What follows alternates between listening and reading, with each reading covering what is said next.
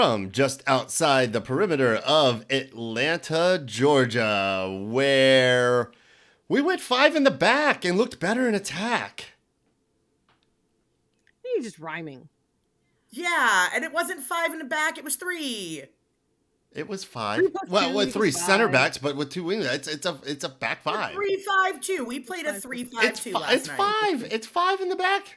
It's 5. It's still 5. Did we just bunker 5? No, but it's 5 in the back, and we are back. It is the 5 Takes podcast, and we're back. Like new managers at Chelsea. So it's Enzo Maresca. It is. Enzo Maresca. You know what? Yeah. Glenn. Yeah. Love you. Mean it. We beat Messi last night. No one gives a rat's freaking butt about Chelsea. Not today, Junior. Not today, Satan. Not today. Moving on from that conversation, then. Suffice it to say, the hire will not go well. It's tiki-taka football. High intelligence, controlling space as opposed to controlling the ball. 3D chess, and we don't have the players for that. Sounds familiar, types of like a manager being rigid and wanting to play a certain way, unwilling to adapt, and then maybe when you adapt, good things happen. Anyhow, that's kind of what we saw here. So we've got a guest with us tonight, a very special birthday bird guest. It's Sparrow, everybody. Kristen's daughter. Hello, Sparrow. Say hi. Jennifer's also here. If you're listening to the audio version and you're not watching the video, let me tell you, it's sweet. Oh, man, break your heart. Break your heart. You're missing out if you're not watching the video on this one, guys, because we got an adorable little kid. Ever this cute. Never this cute. So, over the course of this pod, our engagement has increased. The number of views and listens are continue to go up, and we're very grateful for that. Very grateful to Atlanta United Fan TV for helping us spread the message and everything. But I will say, over the past 4 years, the biggest spikes we have seen in terms of numbers of listens and watches usually comes after, big wins and feel-good moments. The other big one was when Jennifer joined. We got a big spike. Very popular, this woman, just, drawing in the crowds. And Jennifer, I'm sorry. I think you're about to get smashed with Sparrow on this thing. I can't compete with that. I think you can't compete. If y'all are not watching the video, it's not fair. She's about as sweet as they come. And it's her birthday, turning 6, I believe. 6 years old. Sparrow, how old are you today? Say it. 6. Yay! 6, and we got a party coming up. I think this is Rainbow. And what are we doing at your party on Saturday, Sparrow? Tie-dye. We're doing tie-dye. Rainbow and tie-dye. Rainbow tie-dye. Right? Rainbow tie-dye and fish face. And fish faces and a rainbow tie-dye station. All the feel-good vibes. Damn, I'm glad we won, and we don't have to fake this energy like I was on the last episode where I just slammed like 2 Zoa energy drinks just to come on here and not be morose. Like, I'm full of energy from like a really good performance. I don't want to say shocking because I'm not shocked. I said 3-2. I had a good feeling about this one just from the style Miami plays. And when I saw the lineup and the lineup graphic, and I thought we would go 3 center backs, 5 in the back, I thought we would have less of the ball, which we've been clamoring for. We did. And I had a good feeling about it because the other thing with this team is we always seem to need that little bit of extra motivation. And what more motivation are you looking for than going up against the greatest of all time? It was for Sparrow's birthday. And it was for Sparrow's birthday. It was for Sparrow's birthday. That Sparrow was born and that yesterday needed to be a great day because of it. That's right. Sparrow, so tell me. You need more birthdays, Sparrow. A lot more birthdays, man. Every you need a birthday month. Birthday month. Yeah, there's people that do it. We need a birthday year. Sparrow, what color? Sparrow, what color was were we wearing last night? Do you remember? No. Blue. All right. And what color was Miami wearing? Pink. And so what did everybody start calling the match last night? Jennifer?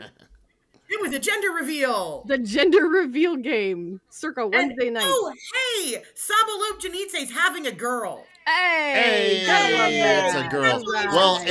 it was a boy last night. But Yes. very happy for Saba finally resetting the Yeah, that's clocks, him right there. getting everybody on time, on Saba time. No, Sparrow Wonderful, can, needed. Sparrow can see Saba put the ball in his under his shirt last night, and she can see the picture on MLSsoccer.com. I love it. It's a very popular picture today. I love it. He was named Player of the Match Day, so not just Yes, our as well game, as but he should be. the rest of the game. He earned it. That was Very what a earned. screamer of. I mean, both of his goals. Golazo. Yeah, the first one was insane. Yeah, that was So nuts. good. Cut in off the right, bang.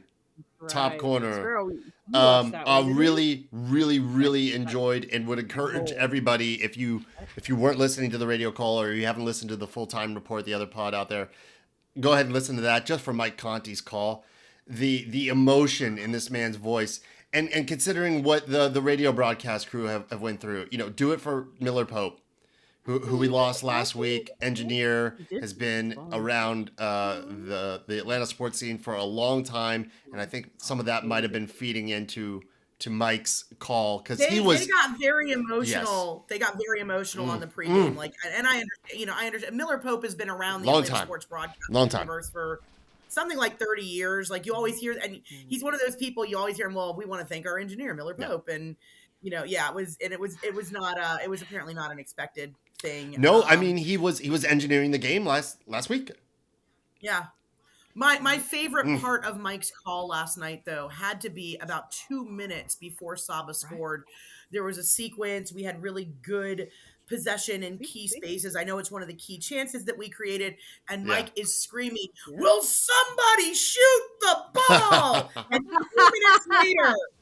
2 minutes later, it was, "Listen, all y'all, this is sabotage." Yeah, that fed into it well. I mean, you could hear, and I think this was probably true for a lot of fans out there. I know I was, a release of like, my Lord, did we need this? For better or for worse, so many of us live and die by sports in this team, and it does mean a lot. It is hard to watch players that we love and that means so much to this city and to us struggle and not be happy. And it's more than just the wins and losses. Like, it is a big part of this community, and we need this.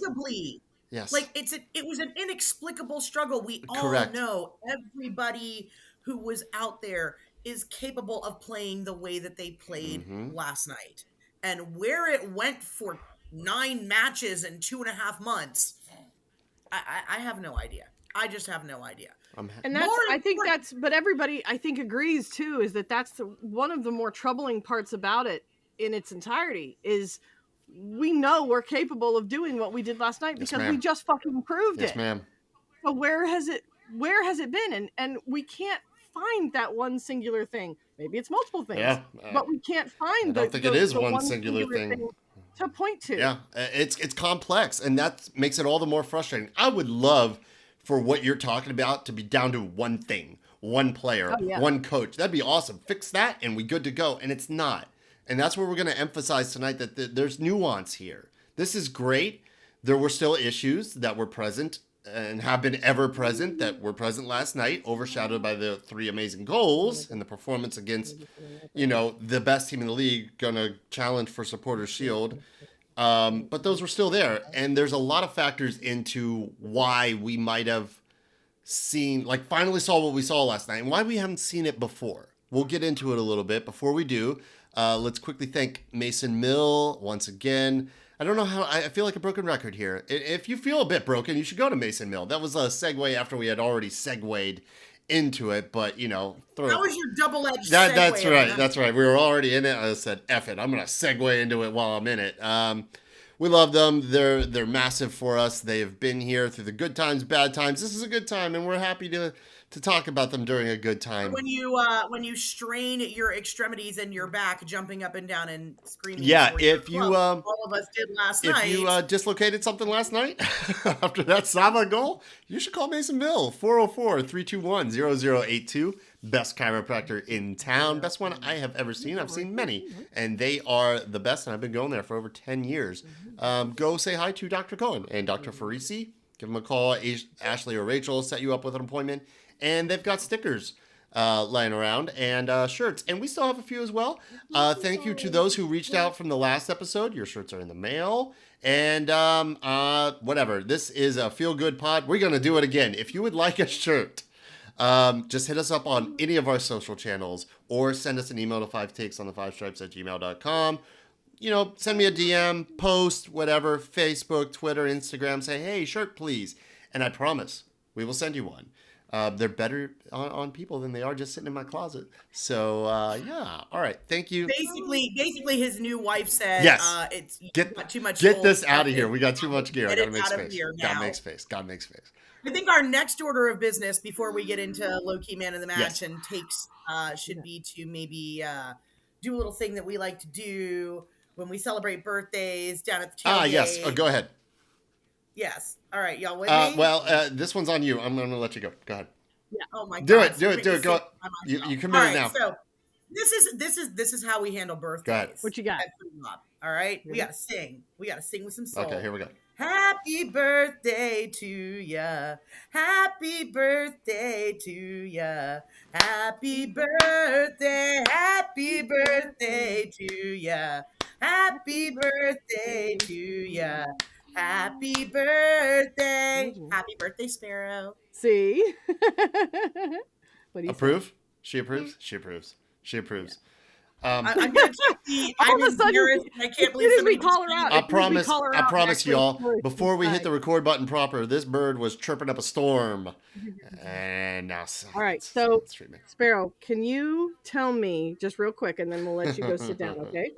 What is your favorite thing about soccer? Just give me one thing. What's your favorite thing? What do you think? Scoring. Hey, what better? Perfect. A proper 9 if ever I did see one. You will see her very soon when we get our women's team here. Can you give everybody a big wave and then a big bye-bye? Bye. Happy birthday. Wait. Actually, Kat, have her come back. Oh, no. Okay. Oh, no. Well, I know what's coming. She needs to chirp. She needs to chirp because she's the bird and you're the cat. A little bird chirp. You need a chirp sign off. Oh, wait. Get in there. Take a bird. Tweet. That'll do. That's what you're gonna get, folks. That's what you're gonna get. Wonderful. Love it. All right. Love it. Love that kid. I enjoy being the fun uncle and being able to enjoy all the fun moments, and then let Kristen just be the parent. And that's the best part. The fun uncle role is the best role because you know I'm there for the fun, and then I'm deuces. All right, now we're gonna get serious. Yeah. So let's get serious. Let's do low key first. I'll go ahead and start off with Muyamba. Okay. I mean, that man was pulling the strings, clever and crafty on the ball, megging people, just full gas the whole time. A couple moments where if I had anything critical to say about him, doing a little too much. Like, you don't need to win the ball back, dribble back to our own box, and then start the buildup yourself. You don't have to do everything, but I get it. Like, I understand the adrenaline's pumping. You're feeling it. You invincible, but just well, I'm wondering just a bit, too because I'm wondering in specifically in regards to Mayamba. He's he's been very popular on the broadcast in the last at least 2 matches. In particular with Taylor Twellman, he has nothing but really, really good things to say about Tristan. So, I know he's always been very good, but it just seems kind of like in the last 2, maybe 3, he's really kind of poured it on a little bit. I wonder if he's been instructed to do that. So I think it seems very purposeful is all I'm saying is it just seems like the thing I noticed is he got really switched on when we went down 10 men against LA.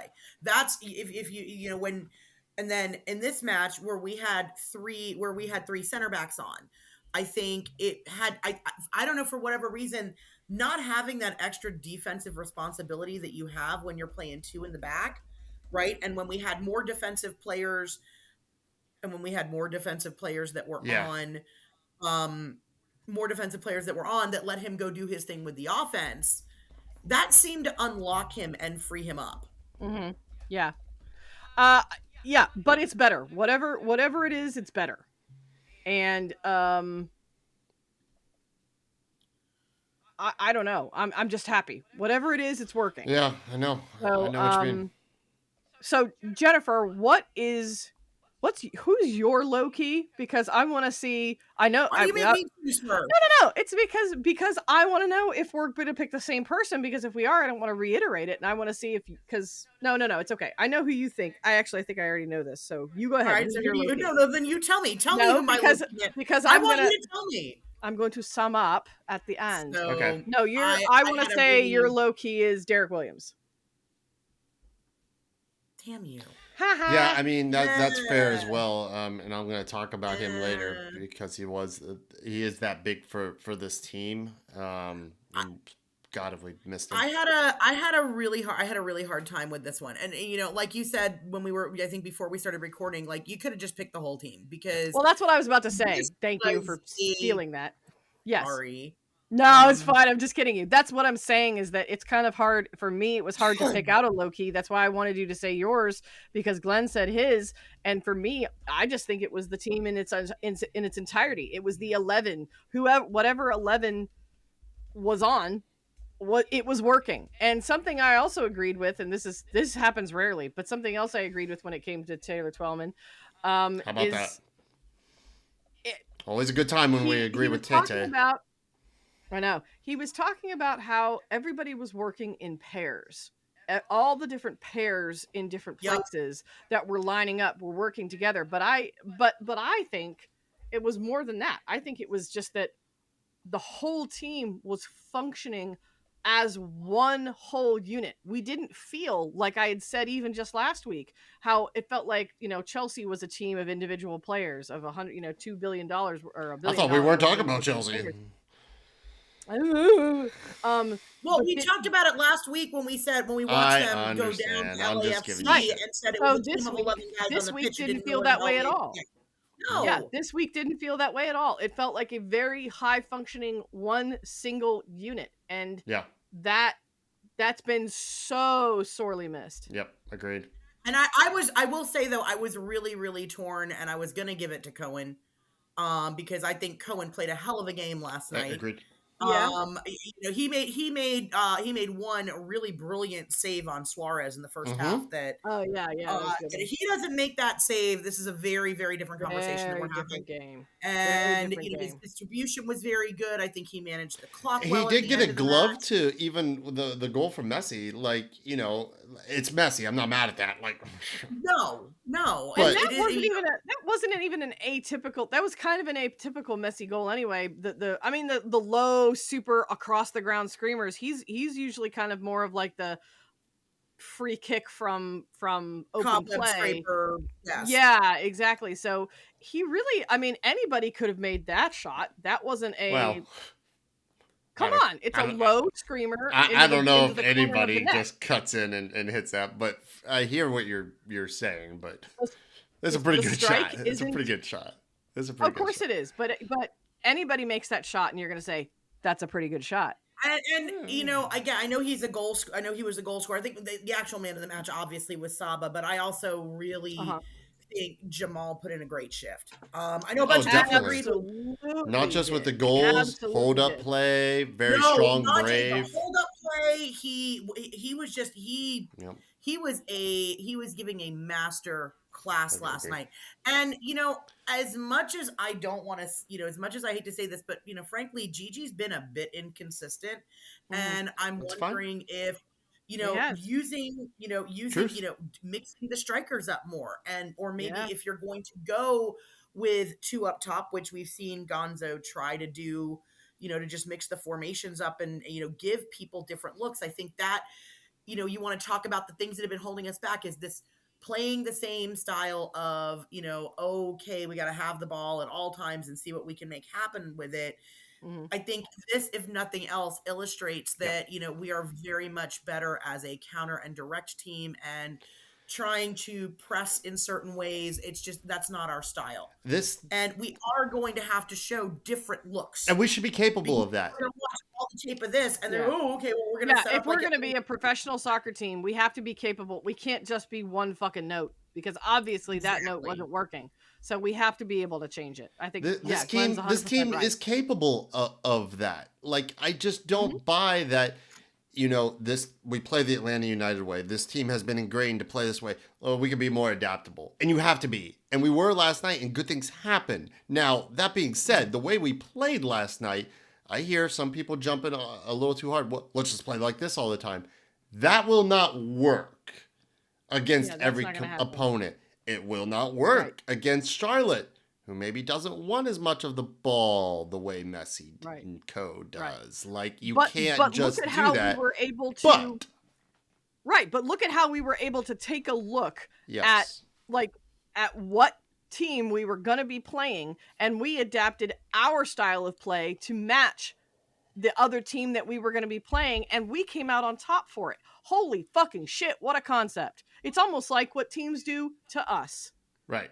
And all of a sudden, it feels like we finally did our research and adapted our style of play. Like, that even in and of itself is a question as to why we haven't been doing that up to now. Why do we seem to approach every team exactly the same until last night? Yeah, it's odd, especially like for Miami. I think it's surprisingly easy to prep for. I do. I guess so. And that is because Tata is notorious for not making changes. Right? That's what he does. And the one time he did make a change, he won a freaking cup, and it was with us. So you could prep for that easy. You could prep for DC easy, and we didn't. Right? Like, but I get it. It's not as simple as that. Players weren't available. Like, it's not apples to apples. This is but the other part that's predictable when it comes to Miami is that you have the star players on the team, and you know how they're going to perform almost 99 times out of 100. So you can know what to expect by individual players, not just Miami, who didn't really show up last night, even though they were rested. You know, Messi and Suarez, Busquets. No. You know, Messi looked really good. We actually just, I think, did a better job of keeping the ball away from him. When he got the ball, he looked like Messi, right? Sure. It was, okay, cool. Let's just pray it doesn't go in the net. Let's pray it doesn't go in the net more times than we get a ball in the net. That was kind of my thinking with that. You know, interestingly, there's a lot of talk of Suarez getting a call up for Copa America, which was not being talked about before the season. He's having a good season. I thought the problems for Miami were Busquets and Alba, who looked gassed and who looked old and who looked slow. Yeah. And they need a lot more. No, Busquets definitely looked slow. Yeah. I was really surprised. Well, I didn't hear his name nearly as much as I thought that I would. Not in comparison to the beginning of the season. I think he is getting. And look, they did have a midweek game. Not really all their guys didn't go to Vancouver, but the team did travel to Vancouver, and that's a hell of a flight and back. So there's that. It's also a long season. It's a physical. It's still a physical league, right? And look, those guys take it as much. You know, those guys love to dish it out. You know, that doesn't discourage people from dishing it back. Right. Yeah, you still got to play. Whether or not this is MLS or whatever you want to compare it to, you still have to go out there and play, and it's still fucking hot and humid as hell in Miami. Yeah. You know, so they played a game on Saturday. Some of them didn't. I'm sure they trained or did something. Now you're midweek. Now you're on Saturday again. You know, boo fucking who. I mean, I got no sympathy for him. I'm just, you know, none. Again, I question, you know, yes, they're sitting on top of the league, and yes, you know, Messi is playing exceedingly well. In fact, from a stat that Josh Kite kicked out, apparently this is the first match where Messi has scored that Messi's team has lost since 2021. Wow. Yeah, it just doesn't happen, you know. Yeah, that's a stat. That is a stat, and just the fact that they hadn't lost in 11, we hadn't won in 9. And the first time, you know, we meet this season, and we hand them their loss, and I love that. When Messi scores, it didn't. I mean, it was frustrating that it came in the same way of like we score, we get scored on, immediately after. So that's frustrating, but it still felt like we weren't going to collapse, like we had seen before, because the play, because we kept on. The play up until then, it was very good. It was very good, So I didn't feel that same sense of dread because what we saw to that point. Right. Well, but it sucks to concede again in that way. What's the most dangerous score in soccer? 2-1, right? 2-0. 2-0 even. Yeah, 2-0. Yep. So then it becomes 2-1. So that's what I meant. Is that's exactly what I will say, if you were a traveling Atlanta United supporter, this was, I think, legit the best value. Oh, you got to see it all. Possibly, yeah, all of it. You got to see Atlanta United absolutely crush, and you got to see Messi do his thing. And you got to see Messi score. Like, everybody's a winner. What else you want? Yeah. That is perfect. Nothing. It's perfect. If you traveled, boy, did you pick the game. You picked the game to go to. You got to see your stars. You got to see your team stand up. Be accountable. Yep. It's the best possible outcome. All right. Well, before we move to takes, you want to do the few comments we selected from various socials? Let's talk about it, because I know a lot of people have not been having a lot of positive things to say lately. Or anything to say, because it's felt like Groundhog Day, and it's been really hard to process all of this shit, same shit every single week. We talked about this before we hit record too, about being in the conversation, good or bad. People talking about you is a good thing, and how I was referencing a quote from one of my personal heroes, Randy Pausch, who was a professor at Carnegie Mellon before he died tragically of pancreatic cancer in the early 2000s. And Carnegie used to have this series called the Last Lecture Series, where professors... I love the Last Lecture Series. Professors will come on and give a lecture to students, anyone else that wants to attend, as if they were going to die tomorrow. What can you say today? What would you leave behind? What would you impart? Wisdom, so on and so forth. And one line, if you haven't, look up Randy Pausch's Last Lecture, 90 minutes, well worth your time. I watch it once a year. One of his lines was, if your critics out there are the ones who still love you, that still believe you, that are still talking to you, it's when people stop talking about you, they've given up. That's a very bad place to be. And it really struck me after the LAFC match. We weren't in the conversation at all.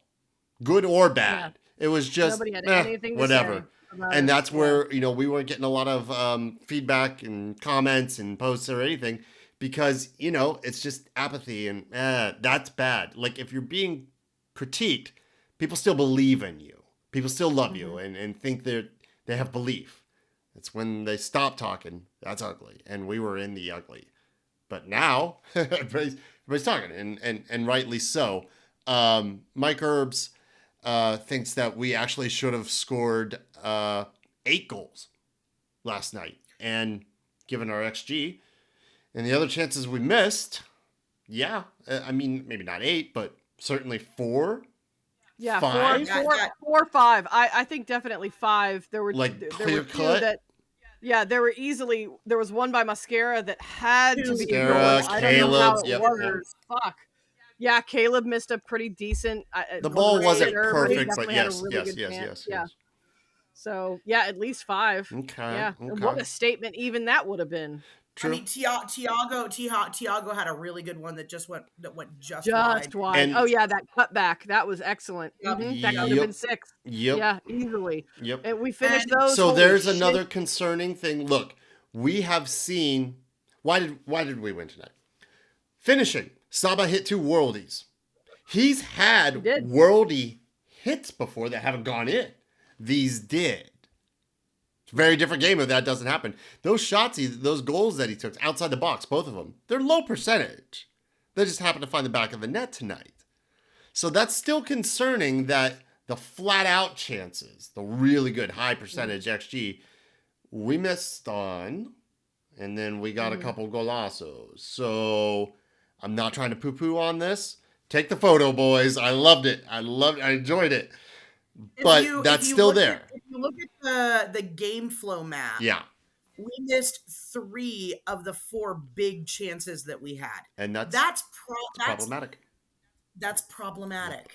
It sure So yes, is. we're excited because we did a thing, but And I'm excited too, but this can't be, oh, we made a formation change and that made everything better. Saba hit 2 no, world-class hits that he probably doesn't hit on another day.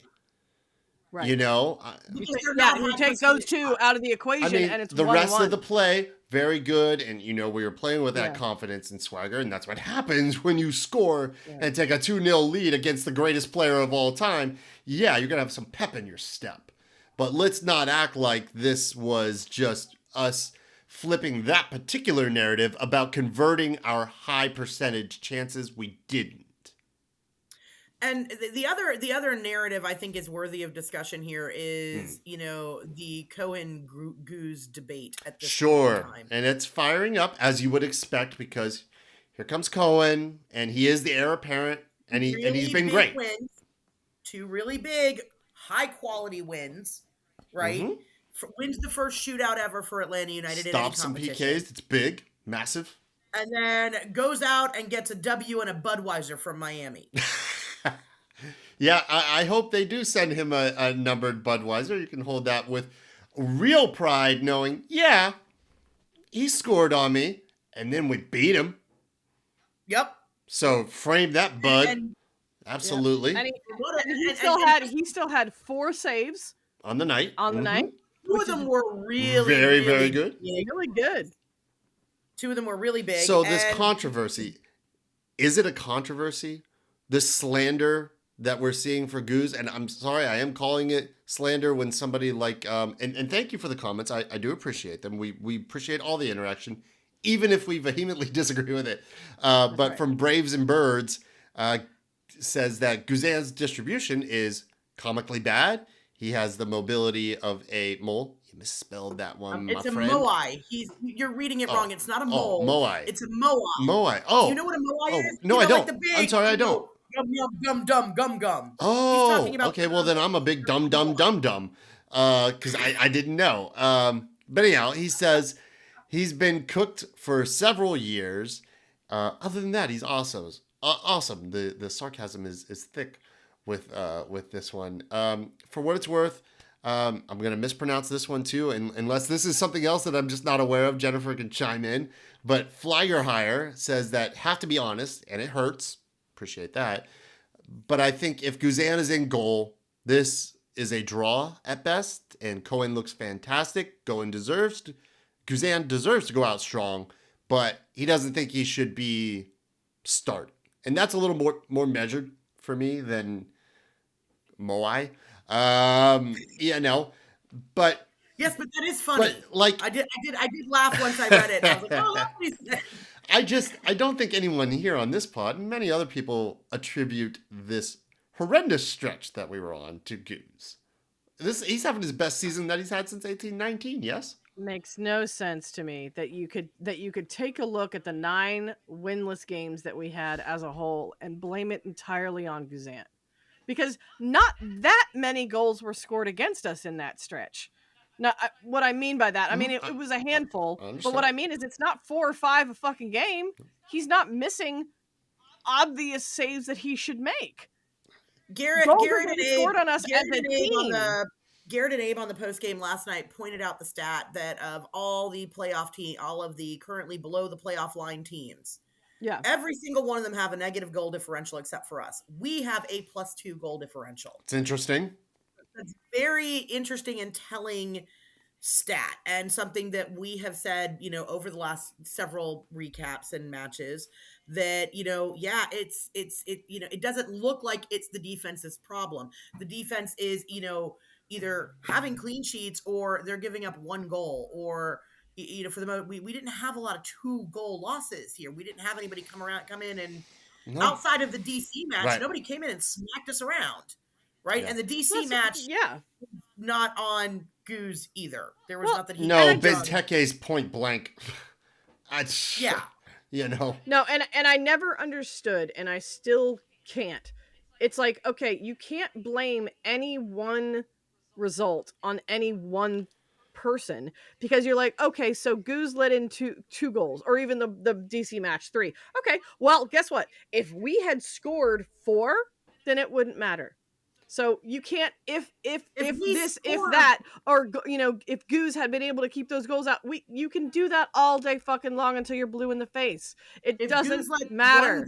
if Goose lets one goal in and our XG is 3 and we put nothing on the board, Yeah, that is not on Goose. No, and that's my point though, is that for every time you say, oh well, if Goose hadn't let that one goal in, then we would have won. It's like, yeah, well, if we had scored 4 of our expected goals, then the one he let in doesn't matter. And he's made a number of saves you shouldn't make. It just doesn't. He's make made a any number sense. of those this season and kept us in games. He stopped the PK. Yeah. He stopped the PK. Right. Are we forgetting all this? Like, this is why I'm so confused by this energy. And the man didn't even play last night, and he's still getting fucking shit. Like, come on. Well, I expected it because they were doing the compare and contrasting. I didn't see anything that Cohen did last night, who was very good, that Brad wouldn't have been capable of doing. Who knows? If he could have done the exact same way. Yeah, does Brad but there was nothing. There was nothing that stood out to me like, oh, there's something that Cohen did that Brad is just not capable of. Right. I will. The only thing too much of a small sample size, though. The big differentiator for me between the two, and why I might make the case for Josh to keep playing despite the season. And there's a case to be made. There is. That Goose is having, and Goose is having a really, really good season. I want to be clear about that. Yes, he is. But when Goose is on the pitch, Goose wears the armband. Okay, and that's interesting. Last night, Thiago wore the armband. He needed that armband. Lit the freaking building on fire, and we had leadership step up on the pitch in the form of Derek, in the form of Dax, in the form of Greg. Dax was very good. He's not a take, but Dax was very good. His best game. Yeah. And if I had to pick a single Loki, by the way, it was going to be Dax. It was going to be Dax? Okay. Mm-hmm. You're just a sucker for redheads. That's true. No, you're right on all of this. I just, and I, maybe when we can't look to one player who's just sucking wind and say, okay, this player's the problem, this formation's the problem, or whatever. It has to be some sort of intangible thing, intangible chemistry, whatever. As much as I hate to even contemplate saying this, maybe Goose isn't the guy we need out there right now. It's possible. There's a reasonable case without just slandering the man to say, look, we just got one of the biggest wins in Atlanta United's history. Full stop. Miss me with if it's not. This is where this team is at right now, and that win is huge. I don't keep disagree it the same. At all. That he one won goes it. Up there. Keep it Messi and Suarez. Keep it the same. Keep things the same. Did. Maybe even try the same formation against Charlotte. Keep things the same. Ride it. Start him again. Run it back. And I think Goose is going to understand that. It has nothing to do with his performance. Look, the red card is arguably the first big mistake he's made. And it wasn't, for some, it wasn't even clear, like egregious red. For me, it's red, but it wasn't like he tackled the guy. He left a leg dangling, but that's the first big mistake he made. It was just a dog's if Pineda wants to go Cohen again, I have no issue with that. There's a reasonable argument to be made for that. If he wants to go to Brad, there's a reasonable argument to be made for that. It's a good point. I don't disagree. Remember, if anything, what I kind of was hoping for is that at some point we were going to have to make the transition to the new goalkeeper, if anything. And I thought it was going to be the year before when he was out with his injury. But if anything, we still want Brad there to help coach. And look, the man was there. He didn't have to get on the plane, and he did. He was there. That's my captain. That's a leader, But to Jennifer's point, maybe we don't need him on the grass. Maybe not. But I still think it's difficult. I still sometimes think it's difficult to lead from his position. I fully agree. Which is I always talked about like that a bunch in previous years. Twellman said it again. Fucking hell. This is like the third thing I agreed with him on it. We were missing some of that leadership quality. And that's why having Dax on the pitch, whether he was had the captain armband or not, having Dax and that veteran presence on the field it definitely did something last night. It really did. It's something that we've been lacking. We're going to see him more. Barto's gone. Because Guzan can't travel up into the pitch and use his voice. Larry could do that and Parky could do that. And that's specifically what Twellman mentioned that we've been missing. I do not disagree at all. I think that's exactly Exactly right. Whether it means that Guzan hasn't been able to lead is not really what I mean. I It's that we've understand. been missing that I get veteran it. I presence in totally the get what you're midfield saying. that can directly use the voice. I just wasn't aware that you were a 12-man stan. I'm not. Oh my So god. let's move on. A couple. Well, because the rest of the time he was just blah blah I blah. got blah, you. blah. Couple other comments. Kevin from Charlotte. His interpretation is that if the player's mentality in this game was matched in other games, the results would have been better. It's part of it. It is part of it. Mentality. It is part of it. It is part of it. We don't know what changed in mentality wise last night, but you could see it. Yep. And Tim Steimer has a comment about point number 5, and I'll segue back to that. I love a good segue when we get down to number 5. But let's jump into number 1 here and get this thing moving. So that was the best first half we've seen all season. Maybe the best game, maybe. In terms of just our performance, not taking into account who we were playing. And so the first half, and it's not just because of Saba going out there and resetting the clocks. It's more than that. The team was calm, composed in the middle of the pitch, comfortable in our build-up. What little we weren't exactly building up all the time in the same way, but that was actually a good thing. Good off-the-ball movement, particularly within the final third. Fancy that. Less of the ball, more of the attack and transition. Very productive. Yeah. We've been talking about that a lot, about just win the ball back and get a little more direct. These goals come off of transition play for the most part last night, you know? Now, this doesn't mean that we're just going to change Atlanta United's identity and we're going to be a counter-attacking team. But, man, we look lethal in transition. We can emphasize that more. Yeah, look for those opportunities. I'm not saying we have to set up in the same way every time. It is game by game, opponent by opponent. No, and I still think the problem of not shooting enough exists. Yes. Yeah. Clearly. But we took how many freaking shots last night? That was great. So take this. 26. What did we miss? 3 of 4 big chances. Okay. How many shots we have? 24. So if we did our normal shot output, we don't win this. If we do our normal sub 10. Yeah. Shoot. Will somebody please shoot the ball? Yeah. Right? Yeah. Just shoot. Yeah. And to be fair too, you David said that Spade, just shoot me. Yeah. We it's a Saba didn't reference. score. Remember too, Saba didn't score until almost halftime. He scored in the 44th minute. So he didn't come out and change the half. He didn't come out and just because he scored that woke us up. We were awake from the get. For sure. This wasn't for the first time in months. We were awake. It's a really good point. A golazo it was, but not out of thin air. Not like terrible play and then someone gets frustrated and has a hit. It was building from the get. And that's positive. It's another thing that they said is that it was well-deserved because it had been coming the whole time. We had been able. And how nice was it? Score before half instead of getting scored on before half. That was nice. So to not see the energy drop off after the first 15 minutes. Like, okay, cool. We've got some energy. Oh, okay. It felt different. We still didn't get that goal in the first 15, but I was watching the whole time going, yeah. That's pretty good. So much of what we've been complaining about, and justifiably, by the way, this isn't just bitching, but so much about what we have been complaining about and observing over the last 9 games, we just didn't do last night. We did the direct, it's like they listened to every single thing that any critique that anybody had, and they just turned it around for last night. It is truly, truly going to beg the question, can we build on this? Or do we go back to our old ways next Very week? important. Like this win is great. It means nothing if we shit the bed against Charlotte. All right. Exactly. Number 2, Derek Williams. Who was you? That was Jennifer.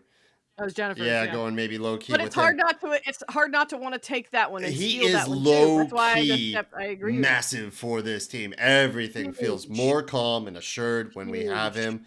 You can see him actively just communicating, conducting, talking with everybody. And him and Stian. We've only had those two. What is this? The 4th game with those two? And we have a winning record with them. We're 4-0 with them as the center back It there. matters. The injuries, look, injuries are not an excuse for this horrendous stretch we went on. We're better than that. We didn't need to go on a 9-game winless streak. No. But the injuries they are a factor. matter as much as a formation change matters.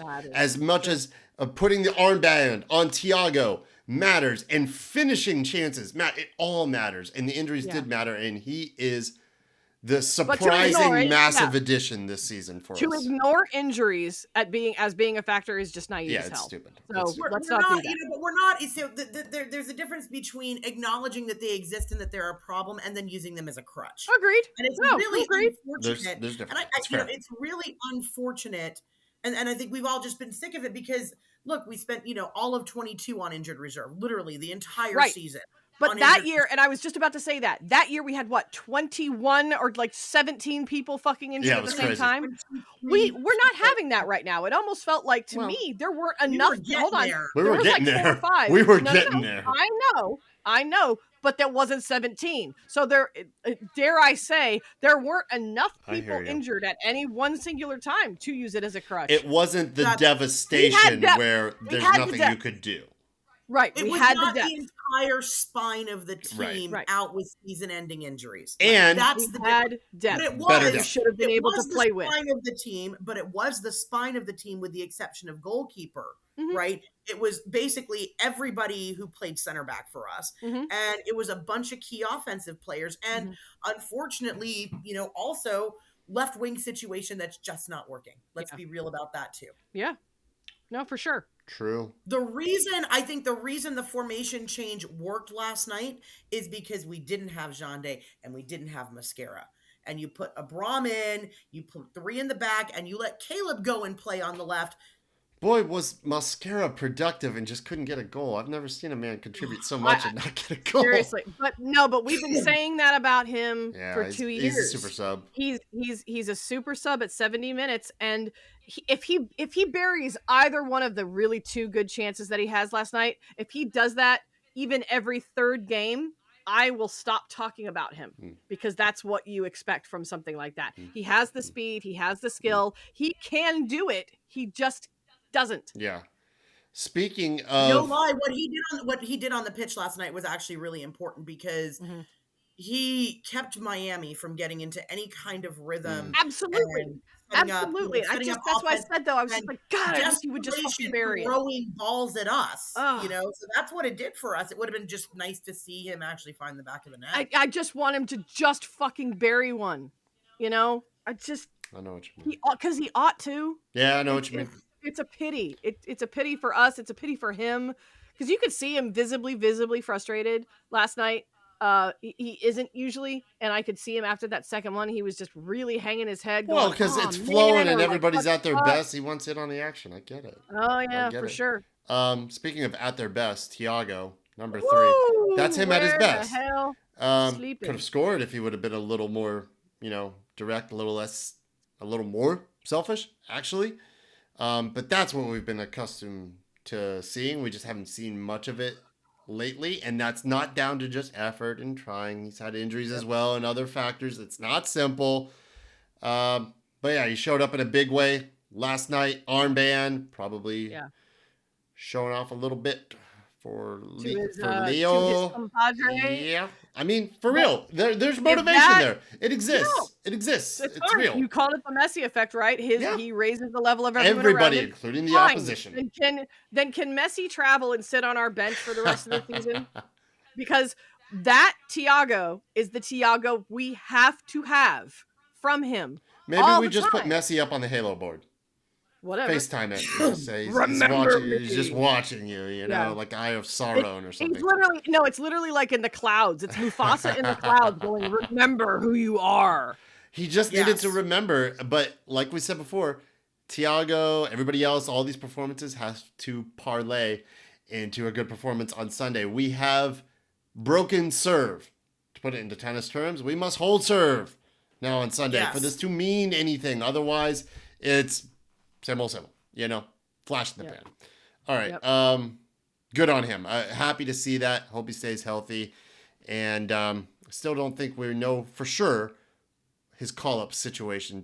Copa doesn't seem like happening, and Olympics is not No, definite yet. he's definitely hasn't been called up for Copa. I think I think Olympics will happen, but it just hasn't. Yeah, we haven't seen basically- official yeah, news yet. No, they they also, haven't. No, they won't all call together that said he was going to until- captain the Argentinian team. So yeah, They won't call up the Olympic squad until probably the end of June. Like Caleb's call up is not for the Olympic team. People Oh, published true. it You're wrong. right. Caleb's called up is for like the last tune-up camp before the Olympics. You're right. I don't believe Argentina is doing something like that with the U23s because they've got people committed to Copa. It's a right? pretty surefire thing. I mean, he's going. Yeah, no. Thiago's going. Everybody knows Thiago's going to the Olympics. End of the story. Good. Get some That was momentum good. and go and come back healthy still with this team. Maybe. There's still no firm rumors. We'll see. Number 4, not much that we need to spend on that. I already kind of talked him up with my low key, but Muyamba was great. He's been great, actually, the past couple of games. Really seeing some sauce out of him, some good composure. Like I said, the only criticism I have, just doing a little too much at times. But if that's what I'm calling out, I'm thrilled. I'm so happy. And I didn't see that. I'm not 100% sure. Okay. Like maybe I just was kind of tunnel visioning it, a little bit with him because I just It wasn't thought everything egregious. It just but no, I thought everything he did was positive and productive. Yeah. So that's maybe I wasn't really seeing any of the negatives because I was just overlooking just anything a couple, and just seeing all the positives. couple choices, couple lost the ball moments, but nothing that Yeah, was disastrous. I feel like and that's fine. And I feel like you're not going to play perfectly. I think he had one of his best games was last night. For sure. So Full stop. you're not going to be perfect, but one of his best games. You know this me, season. I gotta find something to dig at. I can't just all be. I know, surfacing yeah, it. Mr. Positive. Mr. Hey, I said 3-2 for this match. I brought the positivity, man. That's true. You were drinking some kind of spiked ass Kool-Aid. I was. And Jennifer and I weren't even really we still weren't even sure. I wasn't sure because it was, because it ended up being. I don't know, when man. When it was 3-1, we had 2 goals up on them. At 90 minutes, I still said they could still get 2. It's messy. Of course they could. We watched him do it against LA Galaxy in 4.5 minutes. That's what I'm saying. It was still possible all the way to the 93rd minute. I was like, it could still happen. Oh, believe me, I was biting. I have no fingernails left. Look, I bit them all off. I am an Atlanta sports fan. Yeah. Until they blow the whistle, I'm still making diamonds over here. You no shit. Yeah. Literally, Kat. Literally. One of the reasons, and there's a couple, and I'll list them. He doesn't know, Jennifer. He doesn't. I don't know. I don't know. No, that's because he's from Ohio. Can we not? Can we not? All right. Listen, part of the reason I felt so positive last night was for reasons unknown to me and probably everybody else. This team. Oh, wait. Are you segueing into top 5? I am. Yeah. This team seems to need something extra to play well. Like the pressure of a match itself is not enough. We need to go down a man, go down a goal, or play against the greatest player of all time to bring out a performance worthy of like what we know we're capable of doing. And I saw the lineup graphic last night. I saw who we had available. I saw Caleb playing up high on the left wing. Saw Steenbeck, Derek. Thought we would see less of the ball, play more of this counter attacking style that we've been wanting, and the extra motivation of Messi. And I was like, you know what? I don't know. I think we do it, and I don't think we sneak it by. I think we do 3-2. I was off by 1 goal. I thought for sure that, Messi Suarez magic would happen. It didn't. Just Messi and he's going to. It's fine. But that was part of my reason was the mentality aspect. It's what we all paid to see too, so nobody's really upset about it because it's what we all paid to see. Correct. Yeah. But yeah, it's the mentality thing, and that's part of it. And I don't know why. I don't have a good explanation for why we got to be a second half team. Why we got to go down a goal. Why we can't just come out and just be playing football from the off without needing like a little extra fire under our asses. I don't know. Yeah, it doesn't seem like a good thing. Tim Steimer agrees with you completely. He said that your 5th point is the most important. Thank you, Tim. Our success Yes, our success in seasons past came when we had pros like Larry and Parky dialed in every play of every game. You know they trained the same way. We may see Dax with his increased playing time assert himself more as an effective leader. And I think he's completely right about that. And this is not a knock on Sleesh and the way Sleesh has played, because I think Sleesh has been really good. But the idea of having a veteran 24/7 dialed in guy, and I think Derek Williams fills that role as well. When you're trying to talk, what's the magic of Derek Williams, right? Like everybody. Leadership. Yeah. You know, there's something to be said. It's an communication. intangible thing, like you were talking about. How do you define leadership? It's not a touch. It's a quality. It's an innate thing that somebody just has. It's like Captain Kirk. Like, what qualifications did he have to pilot a starship? None. But he was a leader. Like, leadership is massive. It's massive. Star Trek reference. I don't know. Yeah. Okay. Whatever. Here's the thing that's interesting about that. Here's the thing that's interesting about leadership, okay? If you're put in the position, leaders lead, right? That's what they say. Leaders lead. Leaders always want the ball when the game is on the line. Those kinds of things, right? The problem is that sometimes if you're put in the position to lead and you're not comfortable in that position, you're going to be constantly worried about whether or not you're going to fail, okay? So we've been desperate for leadership, because remember what I said last week is that it felt kind of like maybe we just weren't quite gelling, you know, that we had that team of individuals out there. Sometimes all a leader needs to do is have the ability to bring everybody together. And what I find interesting about that is that Dax is new to this team, right? Yeah. He's new this year. He's been training with everybody, you know, since probably, you know, winter of last year, whenever it was the trade was finalized. Yeah. But he is still new to this team. So if he simply had the ability and the leadership quality to go out on the pitch and just have something that was able to bring everybody together enough to gel and play even in the pairs, like I mentioned earlier, that is huge. Is it been something that simple that we've been lacking? Is just somebody that could bring everybody together on the pitch as we played? Part of it. Hard to say. Part of it. But there's, yeah, like you said though, being a leader isn't just being the captain. It's understanding and seeing what your team needs and being able to bring that out of them. And in this case, maybe it helped to bring everybody together and on the pitch to play better. I think, you know, one of the things that has been said about both Derek and Dax, right, is just how much they communicate. It's communication in excess, right? Which, you know, can annoy people, whatever. But, you know, when Derek had to play next to Noah and we didn't notice the drop off, right? Like, you know, when Derek, you know, that's a big thing. And everybody in post-match interviews has talked about that specific aspect of his game. The communication is key. And, you know, look, we can't hear what's going on the pitch. You can't really see their mouths moving. Maybe that was what was going on. There just wasn't enough communication. There's been some scuttlebutt that, like, we no longer have a team full of Spanish speakers. We have a team full of people who really don't all speak the same language.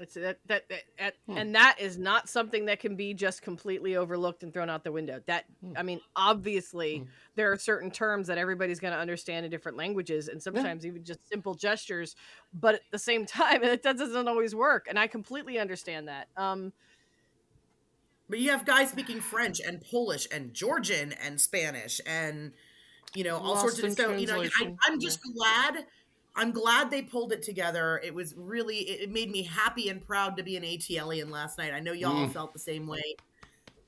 Can we replicate this on You have Sunday? to. You have to. I just want to circle back really, really quickly, just real quick, because we were talking about veterans and we're talking about Dax. I was a little concerned because remember that we were saying that, you know, Messi and Suarez and that combination can score whenever they want to, right? So I don't know if it was a fitness thing or if he just wanted to bring on fresh legs and et cetera, but the substitutes that were made last night, I felt like I understand Williams had to come off. We're still trying to get him back to full match fitness. I understand that. We brought him on for Cobb, who probably, arguably, out of all the subs and the younger guys at this point, now has probably the most experience. Probably. But and Jay Fortune, he's not a bad player, but you take off Derek Williams and put in Noah Cobb. Veteran presence, younger presence. Then you take out Dax McCarty and put in Jay Fortune. Veteran presence, younger presence. All of that veteran leadership that we had You gotta be careful. is now gone. And Tiago came out. We're trying to put a game away. Yeah. I hear you. But it all due respect, they played 120 minutes in Charleston the week before. Totally get it. They played I get it. 90, they played on Saturday, play today, you got a match on Sunday. Yes, you've got one extra day. It is load management.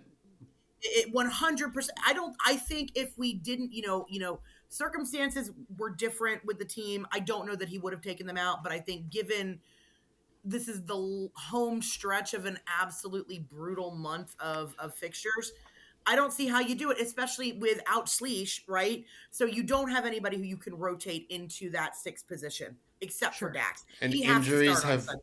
plagued us, and you gotta be careful. But I totally hear you. Like, it's nervy, man. We're trying to see something out, and there goes 20 years worth of experience walking towards the touchline. Oh right. God! If it had been just one or the other, I hear you. If it had just been Williams that came out and Dax stayed on, or if you're able to swap in a veteran presence for a veteran presence, like a like for like, I would have been more comfortable with that. But now we've thrown on the kids and Ronald Hernandez, again, somebody who doesn't see he's got plenty of experience. Ronald was absolutely a defensive sub. Yeah, for sure. I know that. But what I'm saying is another guy that doesn't have as much experience. So now you've taken all of the experience off of and you took Saba off too.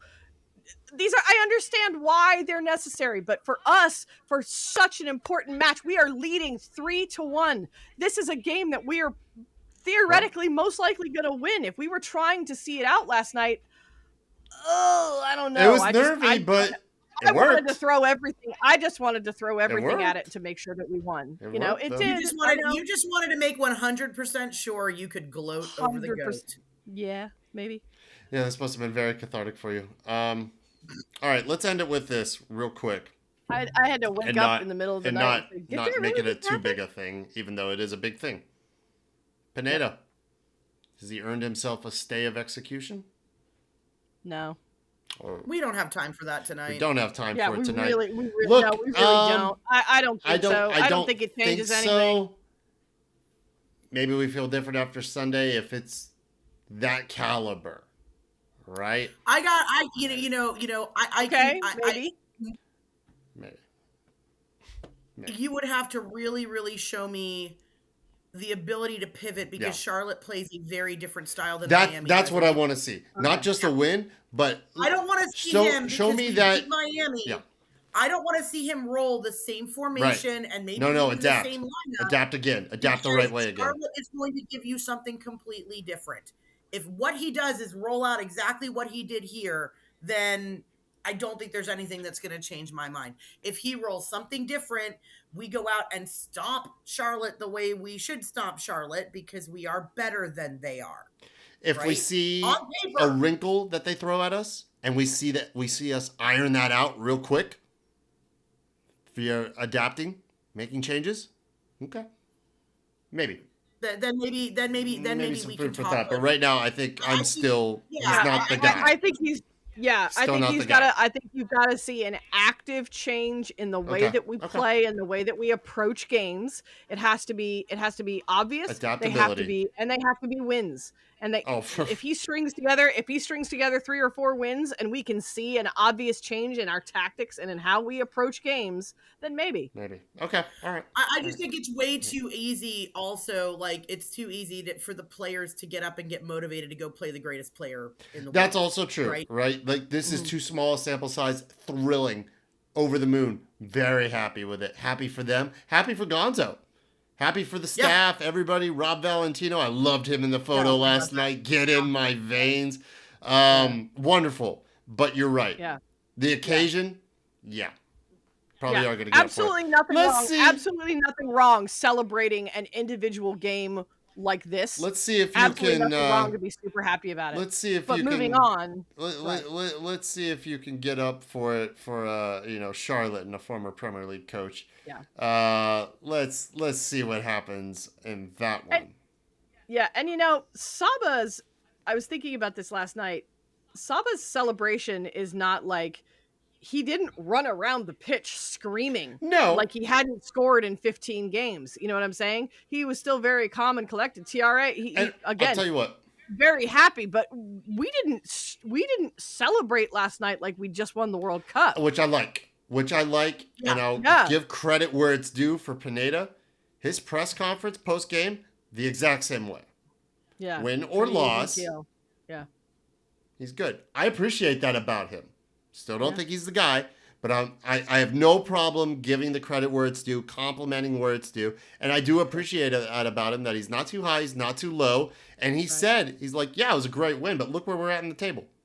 Yeah. Okay, good. Yeah. Good. He didn't come out and rip his shirt off. That's a very humble response. It should be. Mm-hmm. And what I did love was that everybody, Gonzo included, the entire staff, they all went over to the corner and they all saluted the massive traveling home crowd that we had.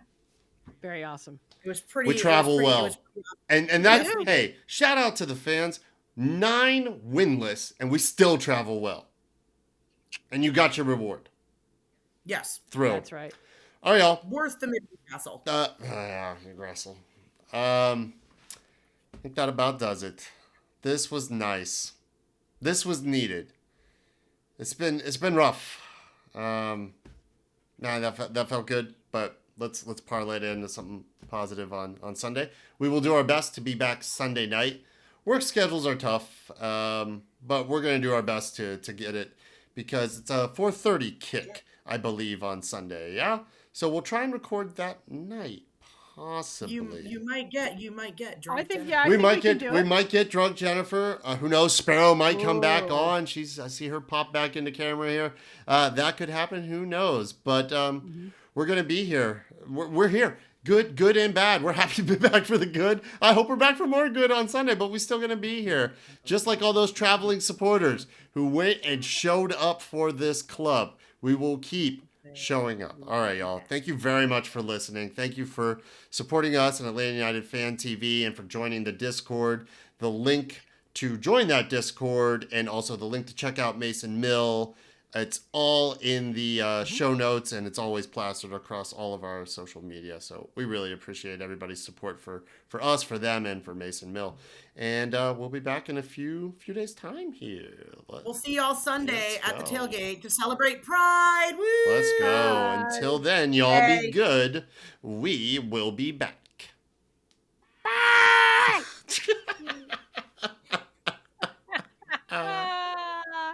Yeah, that's right. That kind of energy. Wait, what animal is that? It was not a cat nor a bird. It's like a bear. Yeah, it's a small cougar. It's a bear cougar bear. All right.